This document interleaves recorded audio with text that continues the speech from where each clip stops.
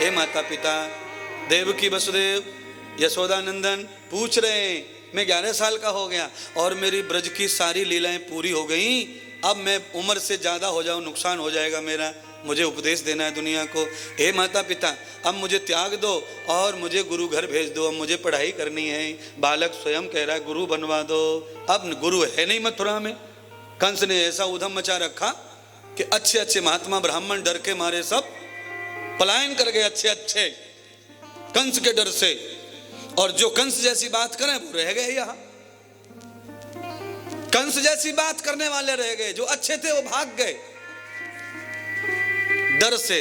और जिनको कंस का जीवन चाहिए, जो कंस से प्राण चाहिए, तो कंस ने कहा मेरी जय बोलो, तो सारे ब्राह्मण कंस की जय बोलते थे डर के मारे, वो रह गए यहाँ। पर आदत कंस की ही उनमें आ गई महाराज, लाचारी हो गई, उनमें अवगुण आ गए, दुराचार आ गए, मांस आ गया, अंडा आ गया, शराब आ गई, तमाकू आ गई, सब आ गई महाराज, आदत संगति की वजह से। अच्छे महात्मा चले गए कहाँ? ब्राह्मण नगरियों में। ब्राह्मण नगरी कहाँ है? काशी, उज्जैन, त्र्यंबकेश्वर, ये ओरिजिनल नगरी है ब्राह्मणों की, 5000 वर्ष पुरानी, जहां केवल विद्या का ही प्रचार किया जाता है। तो भगवान कहाँ गए?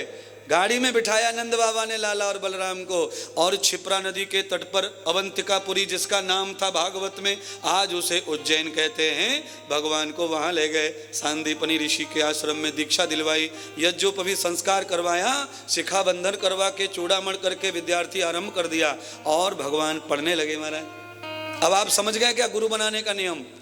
भगवान कृष्ण ने 11 वर्ष की उम्र में गुरु बना के शिक्षा प्रारंभ की। यही हमारे वैदिक धर्म का प्रचार है, यही सनातन धर्म है। पहले गुरु फिर पढ़ाई शुरू। अब उल्टा हो गया, पहले पढ़ाई फिर लुगाई फिर औलाद और फिर बुढ़ापा फिर सफेद बाल फिर गुरु। इतना हो जाए तब गुरु का सोचेंगे महाराज, पहले बूढ़े तो हो जाते इंद्रदेव। अब गुरु बनाने से कोई फायदा, जब चिड़िया चुग गई महाराज बैठा नहीं जाता पलाटी मार के, तो अब गुरु का कोई फायदा नहीं है। घंटे घंटे घड़ी का सैल खत्म हो जाए पर पलाटी नहीं खुलनी चाहिए, तब भक्ति होगी महाराज। जवानी का खेल है ये, बुढ़ापे में ये मामला जमने वाला हमारा, क्योंकि ये पद्म आसन लग गया तो हजारों हजारों वर्षों तक भोलेनाथ आसन को खोलते नहीं थे, तब जाके कहीं ओमकार जागृत होते थे। और तुम्हारो आसन तो कभी लगे ही ना, तो ओमकार जगेगा कब?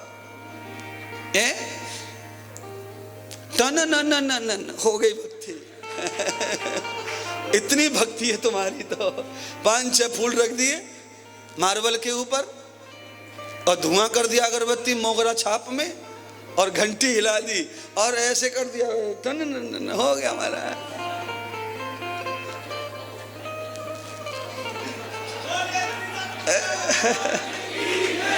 हो गई भक्ति। भगवान कहते हैं, परमात्मा कहते हैं जितना तू टच कर रहा है उतना मैं भी टच कर लूंगा तुझको। आप जिस चीज में जितना टाइम देते हैं उस चीज का विकास ही होता है। अच्छा बोलिए, भैया हारमोनियम को ऐसे टच करके छोड़ दो फिर गीत गब जाएगा? नहीं गवेगा, लगे रहना पड़ेगा। ऐसे भक्ति में लगे रहना पड़ता है तो गीत गवेगा, अन्यथा गीत गबने वाला नहीं।